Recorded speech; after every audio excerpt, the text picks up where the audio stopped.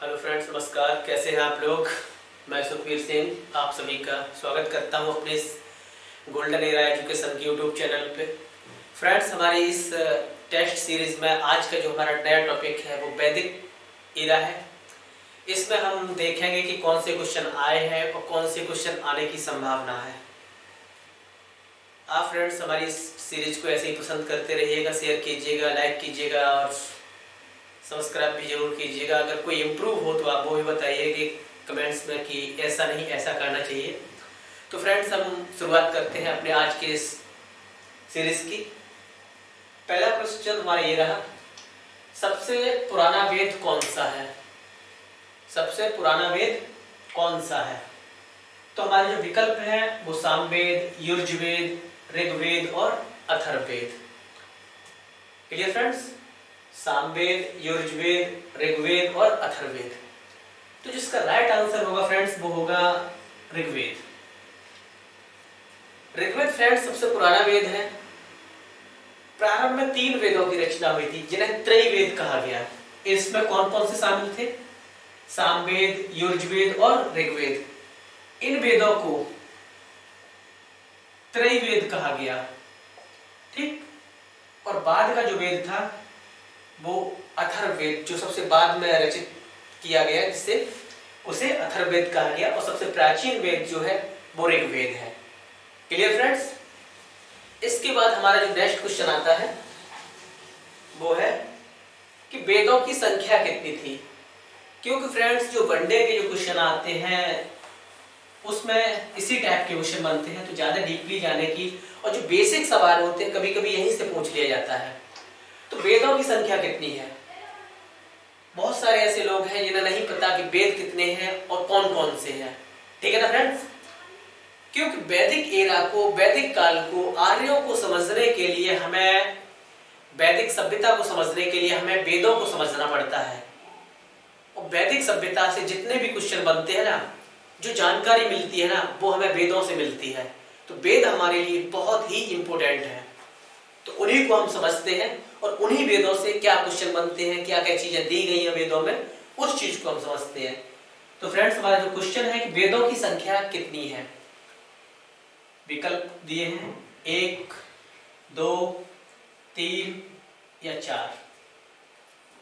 तो जो विकल्प में 4 विकल्प दिए हैं, इसमें हमारा जो राइट आंसर होगा वो डी सही होगा। क्या जो वेद है हमारे वो 4 हैं। कौन कौन से। नंबर 1 ऋग्वेद, 2 यजुर्वेद, 3 सामवेद, चौथा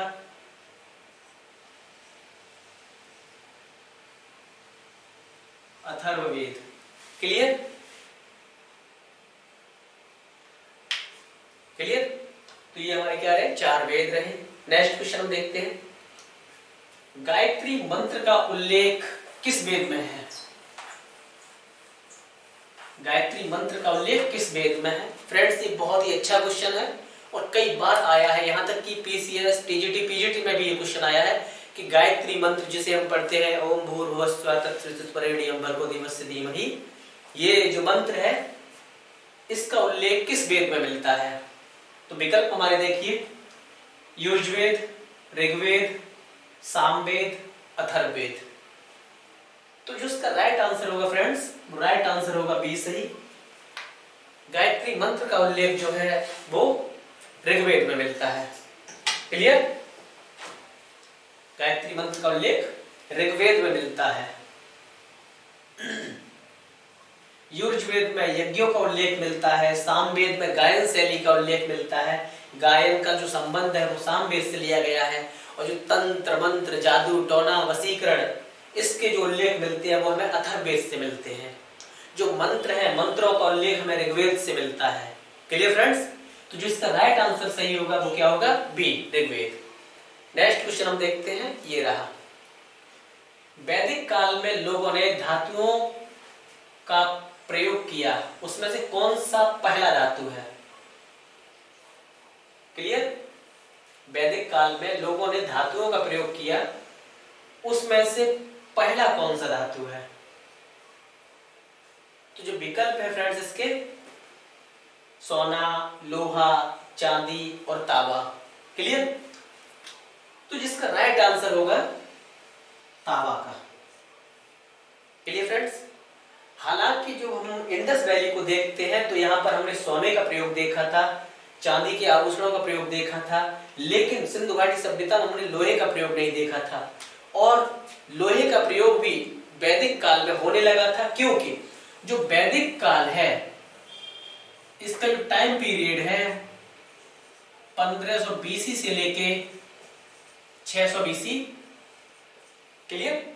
1500 बीसी से लेके 600 बीसी तक जो इसका टाइम है, और इसी में जो ऋग्वैदिक काल और लेटर वैदिक काल है, समझ रहे हैं ना? तो जो भारत है अपना और जो सप्त सिंधु प्रदेश है, जो सिंधु और उसकी सहायक नदियां थी, उसे सप्त सिंधु प्रदेश बोला जाता है। और फ्रेंड्स, जो गंगा यमुना का दोआब है उसे उत्तर भारत का जो क्या मैदान जो बोला जाता है। इस समय 1500 बीसी में जिस समय आर्यों का भारत में आगमन होता है, उस समय भारत में लोहे के साक्ष्य मिलते हैं। उत्तर प्रदेश के एटा डिस्ट्रिक्ट के पास एक अतरंजी खेड़ा नामक स्थान पड़ता है, वहां से। क्लियर? तो सबसे पहले उन्होंने तांबे का प्रयोग किया था, लेकिन लोहे के साक्ष्य भी इसी समय मिलते हैं। तो इससे यह अनुमान लगाया जाता है कि आर्यों के समय लोहे का भी प्रयोग किया जा रहा था, क्योंकि हल का उल्लेख, हल के साक्ष्य लोहे के रूप में मिले हैं। Clear friends? बढ़ते हैं हम अपने नेक्स्ट क्वेश्चन की तरफ। ये रहा नेक्स्ट क्वेश्चन। क्या पूछ रहा है ये पूछ रहा है कि ऋग्वेद में कितने मंडल हैं? ऋग्वेद में कितने मंडल हैं? विकल्प देखिए, 6, 10, 16 या 32। कभी कभी पूछ लेता है कि ऋग्वेद में कितने मंडल हैं, कितने श्लोक हैं, समझ रहे ना, कितने सूत्र हैं। तो यहां क्या पूछा है? यहां पूछा है कि मंडल कितने हैं। तो फ्रेंड्स, जो मंडल इसके हैं, जो राइट आंसर है बी, 10 मंडल हैं। इसमें क्या है फ्रेंड्स, 2 मंडल से लेके 8वें मंडल तक ये क्या प्राचीन मंडल है, प्राचीन मंडल है। और पहला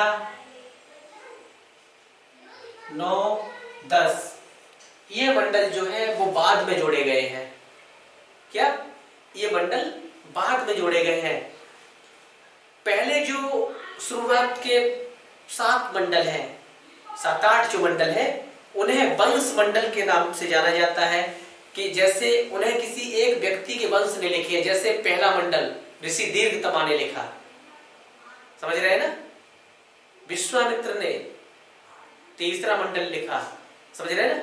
इसी प्रकार से अनेक मंडलों की जो 10 मंडल है, इनको किसी वंश ने ही लिखा है, किसी व्यक्ति ने लिखा है, समझ रहे हैं ना।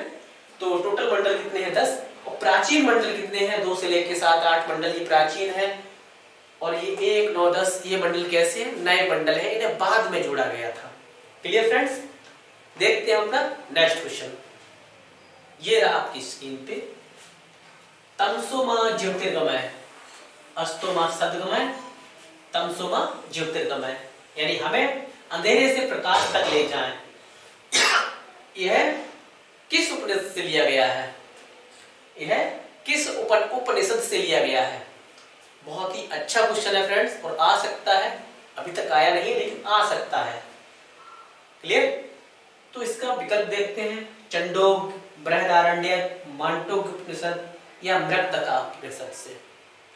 फ्रेंड्स, तो इसका राइट आंसर होगा ना, वो राइट आंसर होगा इसका बी, बृहदारण्यक उपनिषद से। बृहदारण्यक उपनिषद से लिया गया है तमसोमा ज्योतिर्गमय। जैसे कुछ समय पहले अभी हमने जो बोला था कि गायत्री मंत्र का उल्लेख कहां किया गया है, किस मंडल से लिया गया है, सॉरी किस वेद से लिया गया है, तो ऋग्वेद से लिया गया है। अगर पूछा जाए गायत्री मंत्र ऋग्वेद के किस मंडल से लिया गया है, ये भी क्वेश्चन बन सकता है। तो ये क्या? तीसरे मंडल से लिया गया। इसी प्रकार से ये पूछा गया है कि तमसो मां ज्योतिर्गमय, यानी हमें अंधेरे से प्रकाश की ओर ले जाए, यह किस मंडल से, किससे लिया गया है? तो बृहद आरण्यक उपनिषद से लिया गया। क्लियर? बढ़ते हैं अपने नेक्स्ट क्वेश्चन की तरफ। ये रहा, ऋग्वेद में अगन्य शब्द का प्रयोग किस पशु के लिए किया है? क्या ऋग्वेद में अगन्य किस पशु के लिए किया है? तो जो विकल्प देखिए हमारा, गाय, बकरी, घोड़ा,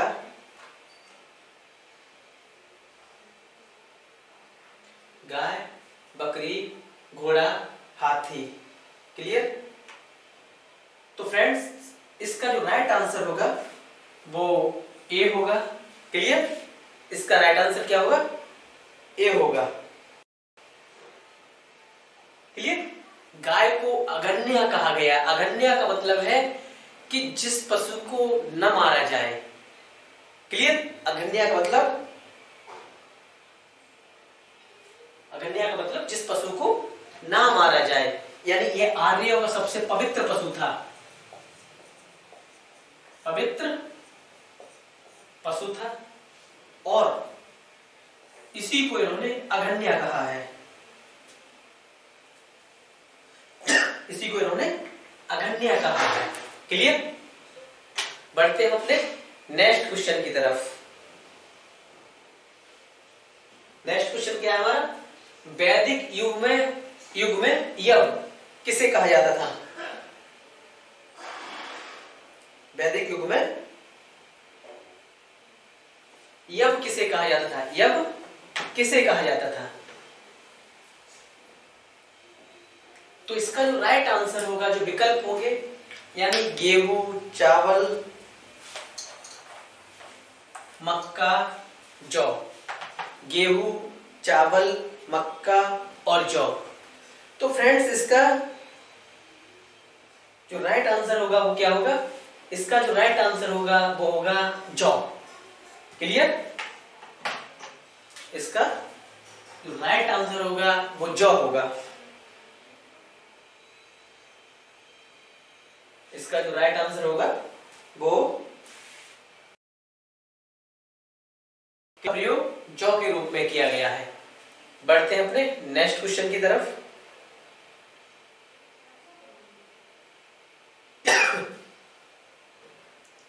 नेक्स्ट क्वेश्चन क्या है? आरंभिक वैदिक काल में वर्ण व्यवस्था आधारित थी।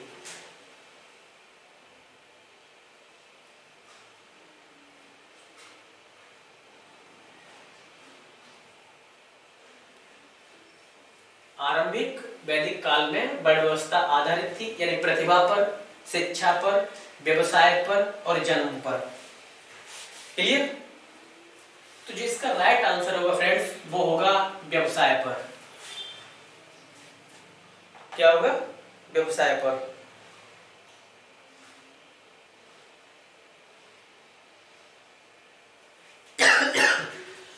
अपने व्यवसाय पर, जैसे कोई व्यक्ति सफाई का कार्य कर रहा है तो उसे अलग व्यवसाय में डाला जाएगा, कोई व्यापार का कार्य कर रहा है तो उसे वैश्य कहा जाएगा।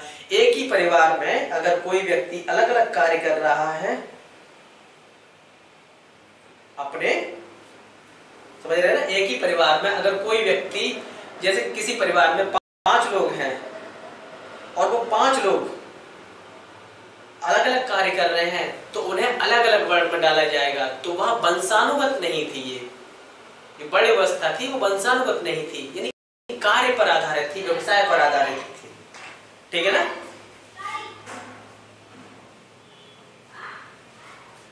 बढ़ते हैं नेक्स्ट क्वेश्चन की तरफ। ये रहा,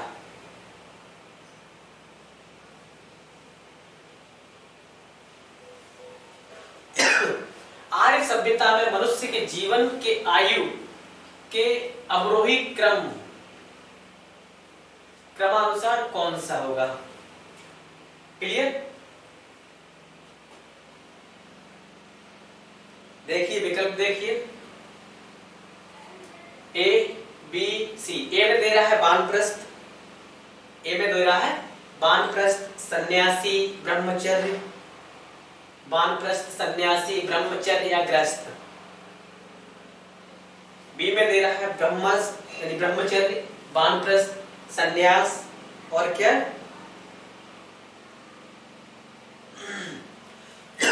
गृहस्थ, ब्रह्मचर्य, गृहस्थ और क्या, वानप्रस्थ, संन्यास, और लास्ट में डी में दे रहा है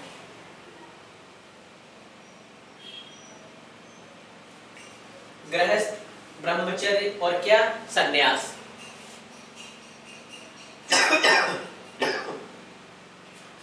तो जिसका राइट आंसर जो फ्रेंड्स होगा ना, पहले ब्रह्मचर्य। पहले क्या होता है, जो व्यक्ति की एज थी वो 100 वर्ष थी और उसमें 25-25 की एज को डिसाइड किया गया, 4 वर्णों में बांट दिया गया है, 4 वर्णों में बांट दिया गया है फ्रेंड्स। समझे कि शुरुआत की 25 साल क्या करना है, लास्ट के बीच की 25 साल क्या करना है।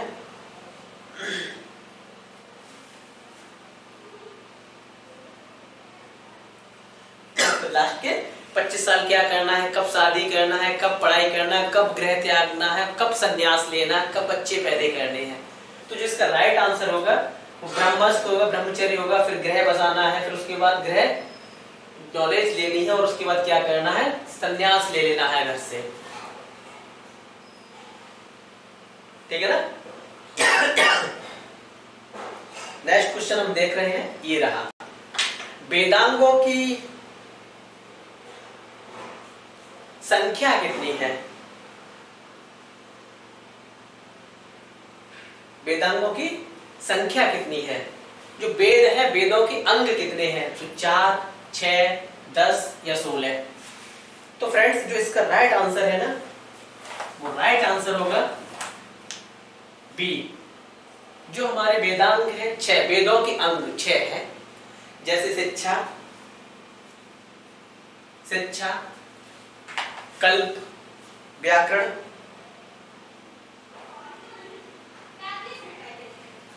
क्या, शिक्षा, कल्प,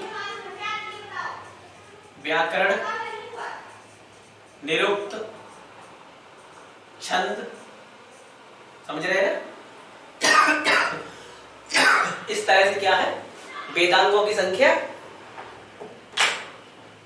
6 है। नेक्स्ट क्वेश्चन हम देखते हैं, ये रहा,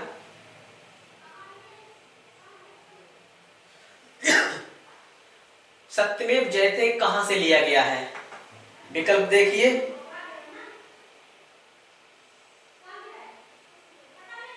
ऋग्वेद, शतपथ ब्राह्मण, मुंडकोपनिषद, यजुर्वेद। तो जिसका राइट आंसर होगा ना फ्रेंड्स, वो होगा सी, यानी मुंडकोपनिषद से। कहां से, मुंडकोपनिषद से।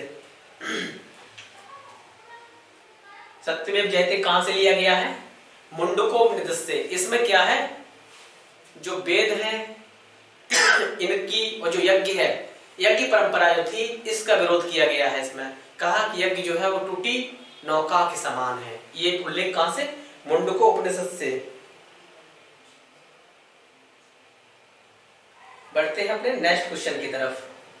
सबसे नया वेद कौन सा है, सबसे नया वेद कौन सा है। तो विकल्प यानी विकल्प देखिएगा,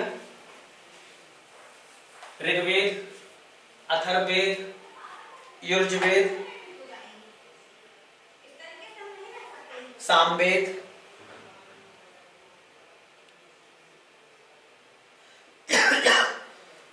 सबसे नया वेद की बात कर रहे हैं। जो हमने पहला क्वेश्चन था, हमने उसी पे चर्चा की थी कि जो ऋग्वेद है, सामवेद है, यजुर्वेद है, यानी जो 3 वेद थे वो त्रयी वेद, जो प्राचीन वेद थे। लेकिन जो सबसे बाद में जोड़ा गया था वेद, उसी को नया वेद कहा है। जो जोड़ा गया था वो कौन सा था, अथर्ववेद, जिसमें तंत्र मंत्र जादू टोने का उल्लेख किया गया है। Clear friends.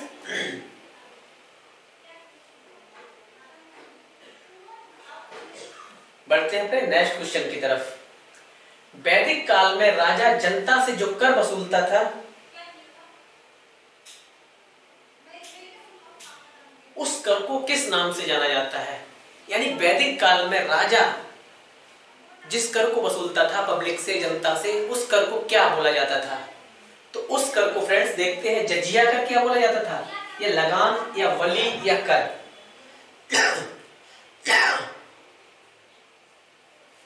तो इस कर को क्या बोला जाता था? वली बोला जाता था। जजिया आप जानते हैं मोहम्मद बिन कासिम ने 712 ईस्वी में लगाया था, ठीक है ना। लगान एक कृषि कर था और जजिया एक सुरक्षा कर था। क्लियर ना? बढ़ते हैं नेक्स्ट क्वेश्चन की तरह।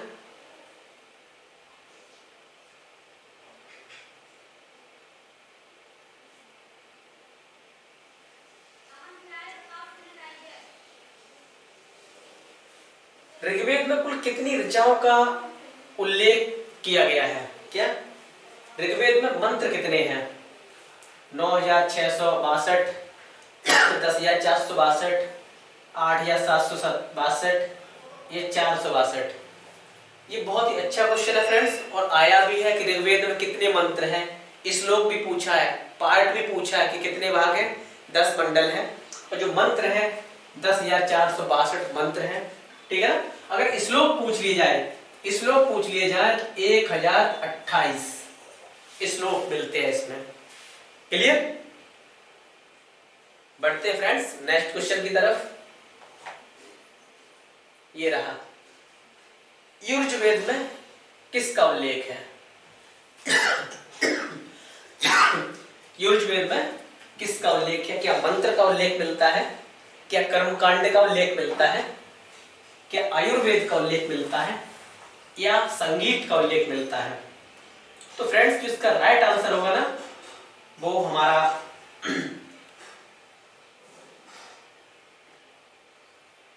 यानी कर्म कांडों का उल्लेख मिलता है। क्योंकि जो कर्मकांड है वो यजुर्वेद यानी यज्ञों में, यज्ञ का उल्लेख यजुर्वेद में मिलता है, मंत्र का उल्लेख ऋग्वेद में मिलता है, आयुर्वेद का उल्लेख अथर्ववेद में मिलता है, संगीत का उल्लेख सामवेद में मिलता है। क्लियर? पूछ लेता है कभी कभी। तो बढ़ते हैं अपने नेक्स्ट क्वेश्चन की तरफ। सामवेद में किसका उल्लेख है? सामवेद जो है हमारा वेद है जो, इसमें किसका उल्लेख है? कर्मकांड का, मंत्र का, आयुर्वेद का या संगीत का? मित्रों जो सामवेद है यह गायन शैली में है। क्या? गायन शैली में है यह वेद, और इसमें जो है संगीत का उल्लेख मिलता है। क्लियर? संगीत का उल्लेख क्या है? सामवेद में मिलता है।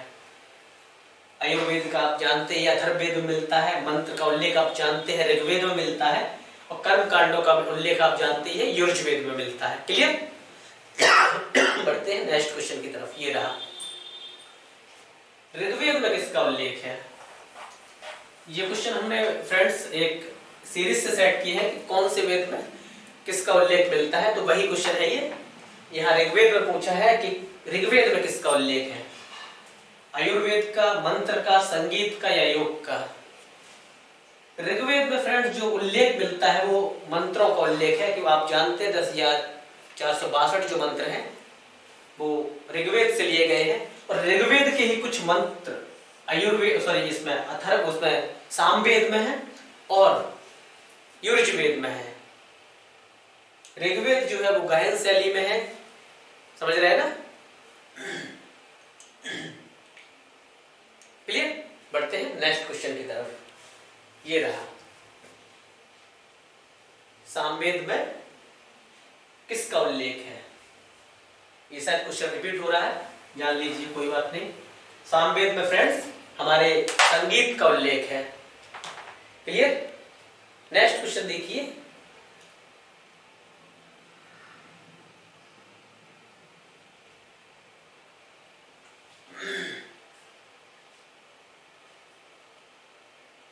एक सेकेंड।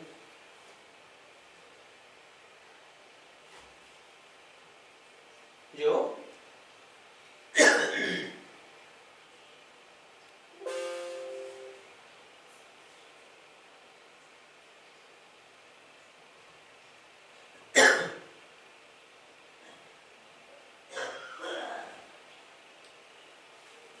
Clear friends? ठीक, बढ़ते हैं नेक्स्ट क्वेश्चन की तरफ। ये देखिए आप कि ऋग्वेद में सबसे पवित्र नदी किसे कहा गया है? ऋग्वेद में सबसे पवित्र नदी किसे कहा गया है? गंगा, सरस्वती, ब्रह्मपुत्र या यमुना? तो ऋग्वेद की जो सबसे पवित्र नदी है वो सरस्वती है। इसे हरकवती भी कहा जाता है। Clear friends? ऋग्वेद में गंगा का उल्लेख 1 बार और यमुना का उल्लेख 2 बार मिलता है। क्लियर? समझ रहे हैं ना? पूछा जाए कि ऋग्वेद में गंगा का उल्लेख कितनी बार मिलता है, तो 1 बार मिलता है। यमुना का उल्लेख जो है वो 2 बार मिलता है। क्लियर? और जो इनकी पवित्र नदी है वो सरस्वती है। बढ़ते हैं अपने नेक्स्ट क्वेश्चन की तरफ। गायत्री मंत्र का उल्लेख ऋग्वेद के किस मंडल से लिया गया है? गायत्री मंत्र का उल्लेख ऋग्वेद के किस मंडल से लिया गया है? तो इसके विकल्प देखिए, 1, 2, 3 या 4, चौथे मंडल से। कौन से मंडल से लिया गया है? तो जिसका राइट आंसर होगा वो सी होगा। ऋग्वेद के 3रे मंडल से लिया गया है ये। क्लियर? जो गायत्री मंत्र का जो उल्लेख है ऋग्वेद के 3रे मंडल में है और इस मंडल की रचना ऋषि विश्वामित्र ने की थी। क्लियर? तो यह हमारी ये सीरीज समाप्त होती है फ्रेंड्स।